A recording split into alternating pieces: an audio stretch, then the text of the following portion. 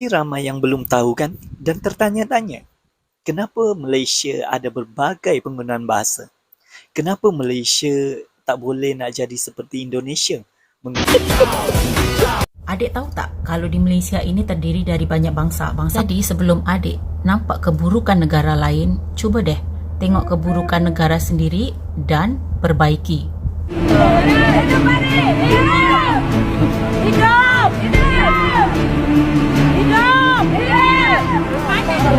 Lagi-lagi warga negara Indonesia ya, nggak di Taiwan, nggak di Hong Kong, nggak di Jepang ya. Kali ini di Malaysia buat masalah juga ya. 7 warga Indonesia didenda RM4,000. Lagak berkuasa, mereka teruskan dan kali ini mereka telah pun ditangkap dan dituduh. Okey, jadi apa yang saya tahu, mereka ni menawarkan perkhidmatan-perkhidmatan tertentu.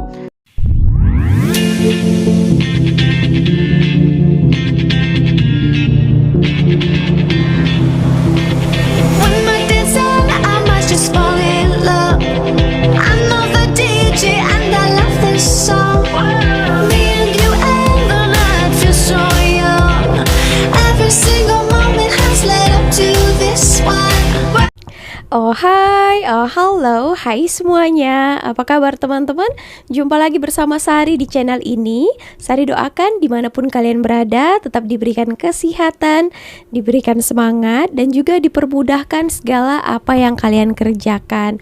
Amin. Oke, nah di sini ada subscriber Sari kirimkan gambar ini dan dia suruh Sari membahasnya.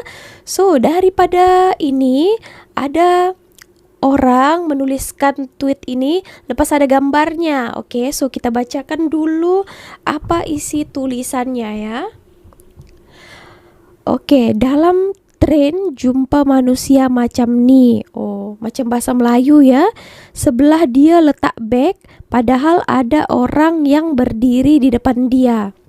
Oke, so kita tengok gambarnya. Ada seorang lelaki nih duduk, lepas ya bagnya ada di sebelah dia.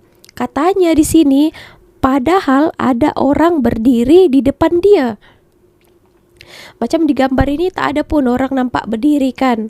Lepas kalau kita zoom, ada pantulan dekat kaca tu. Tapi dalam pantulan dekat kaca itu pun macam tak ada orang berdiri. Orang semua duduk main handphone. Tang mana dia cakap berdiri. Ada orang di depan dia.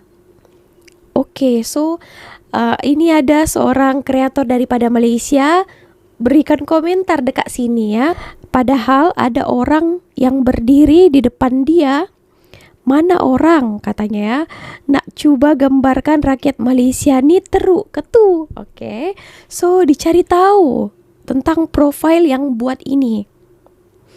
Nah ini ternyata dia Indonesia ya. Soalnya ini dibuat orang Indonesia ya. Iyalah kan, padahal orang yang berdiri di depan dia. Padahal, oke, memanglah itu bahasa Indonesia. Nah, sebenarnya kalau dekat MRT nih, kalau misalnya kalian tengok macam ini pun boleh juga ditegur ya. Kita kalau misalnya tak dibagi tempat duduk, kan ada orang misalnya dia orang tengok fokus sangat tuh handphone. Jadi kita boleh cakap dengan dia, saya mau duduk, mesti orang itu akan ambilkan beg dia gitu. So jangan cuba-cuba terkantoi sudah kan. Orang Malaysia ni cepat saja mau tahu kita itu dari mana. Daripada bahasa sikit je, memang diorang terke kita bukan orang Malaysia. Ya betul. Padahal kita dah try hard sangat gunakan bahasa Melayu, still diorang tahu. Oke teman-teman, so kita tengok lagi beberapa video lainnya. So pastikan korang tonton video ini sampai akhir ya. Jom. Ramai yang belum tahu kan dan tertanya-tanya, kenapa Malaysia ada berbagai penggunaan bahasa? Kenapa Malaysia tak boleh nak jadi seperti Indonesia menggunakan satu bahasa? Kenapa? Tapi tetap saja walaupun Malaysia banyak bahasa, bahasa rasminya adalah bahasa Melayu. Malaysia tak boleh nak jadi seperti Indonesia sebab Malaysia membina negara dengan mengangkat dasar integrasi. Sedangkan Indonesia dan negara lain di Asia Tenggara ni mengangkat dasar asimilasi. Jadi Tak dasarnya dah tak sama. Kalau asimilasi, maknanya mereka yang bukan asal sebagai contoh Cina tidak dibenarkan untuk terus hidup sebagai bukan asal. Hal ini kita dapat lihat dekat Indonesia. Orang-orang Cina di sana, tapi nama Cina di sana agak kasar jugalah. Jadi mereka ganti nama dengan istilah Tionghoa. So, orang-orang Indonesia. Tionghoa di Indonesia ni memang fasih berbahasa Indonesia. Sebab dasar negaranya memang macam tu, asimilasi. Dan mereka juga atas kehendak perundangan perlu menukar nama yang lebih mencerminkan nama-nama di Nusantara. Malaysia memilih integrasi, iaitu membenarkan yang bukan asal ini untuk terus hidup sebagai bukan asal walaupun dalam kehidupan nasional. Seperti orang Cina, mereka ada sekolah yang diberi nama sekolah vernacular. Tapi nama rasminya ialah sekolah kebangsaan. Jadi selama-lamanya Malaysia tidak boleh jadi seperti Indonesia sebab dasar Berbeza. kedua negara ni dah berbeza. Sebenarnya integrasi dan asimilasi ni berbeza jauh seperti langit dengan bumi. Tapi tetap saja masing-masing mempunyai kelebihan dan kekurangan tersendiri. Sepanjang saya merantau di Malaysia dululah saya berjumpa dengan orang-orang Melayu dekat sana. Melayu Malaysia tu memang tak adalah yang sombong, semuanya baik-baik. Apalagi daerah Bentong Kampung Benus tu, memang masyarakat dekat situ saya akuilah menganggap kita ni bukanlah orang asing.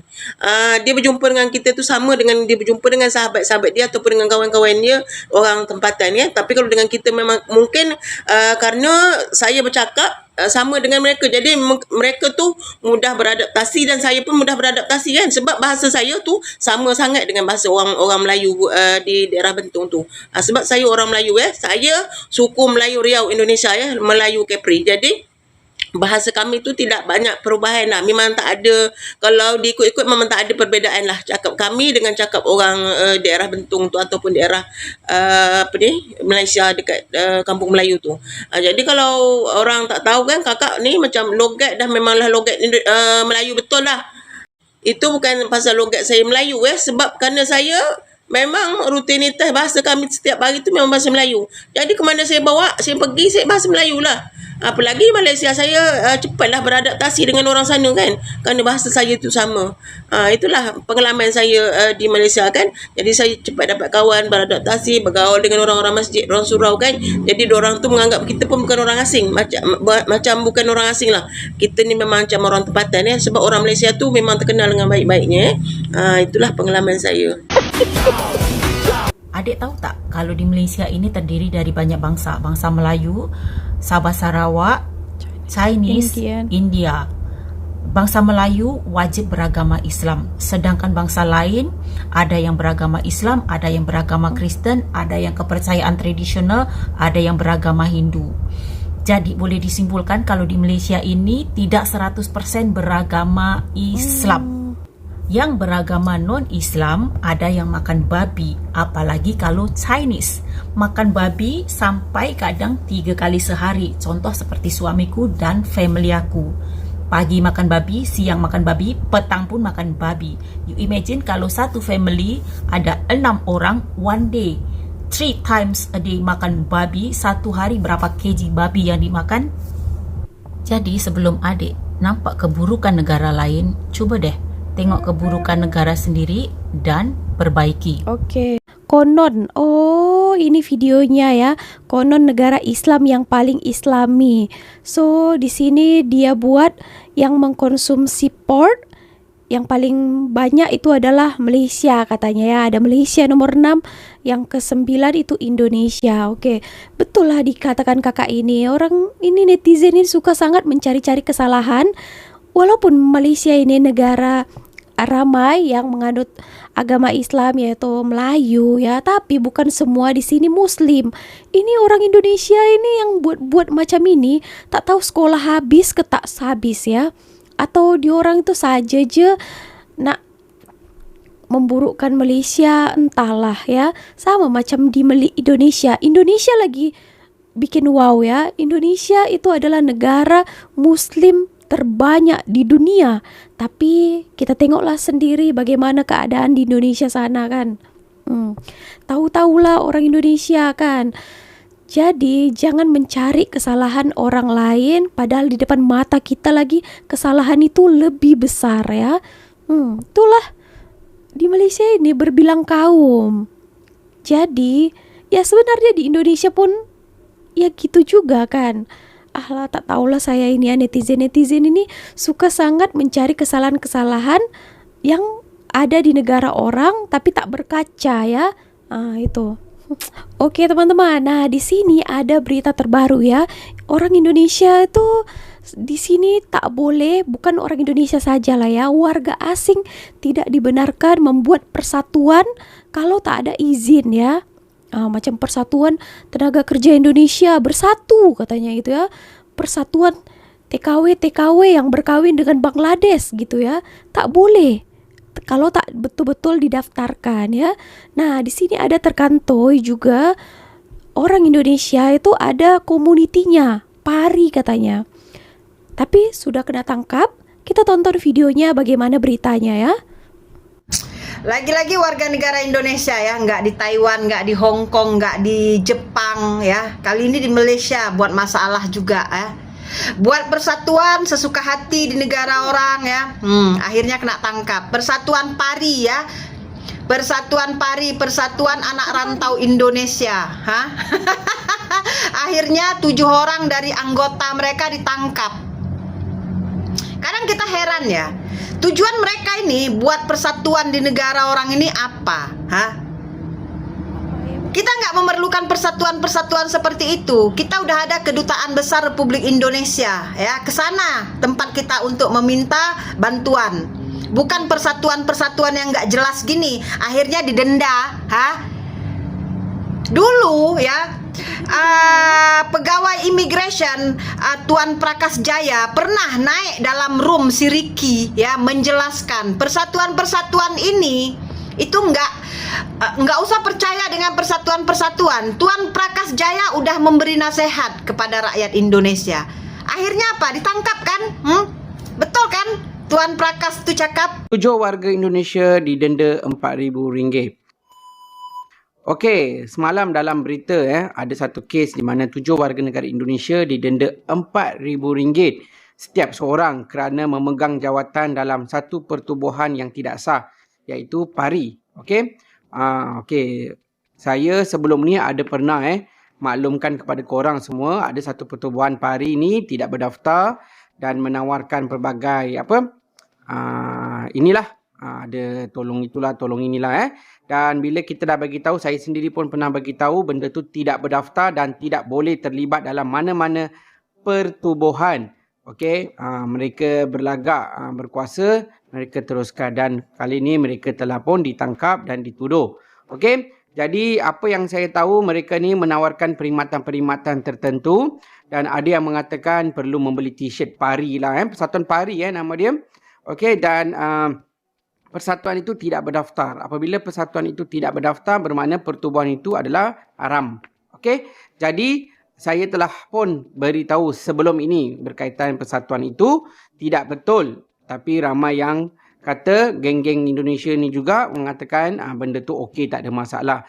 Okey, sekarang ni mahkamah membuktikan benda tu tidak betul. Okey, jadi apa yang saya nak bagi tahu kepada anda, warga asing yang datang kat Malaysia ni, you datang untuk apa, buat kerja, you buat kerja. Tak perlu ada pertubuhan-pertubuhan nak selamatkan itulah, selamatkan inilah. Iaitu biar kedutaan kamu yang uruskan. Okey, biar kedutaan kamu yang uruskan.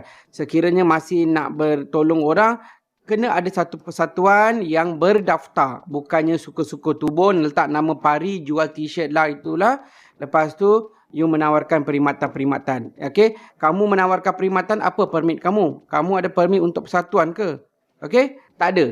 Jadi tak perlu buat undang-undang sendiri dekat negara luar dan saya nak pasti bagi tahu kepada orang-orang luar, hati-hati dengan persatuan-persatuan macam ni. Okey?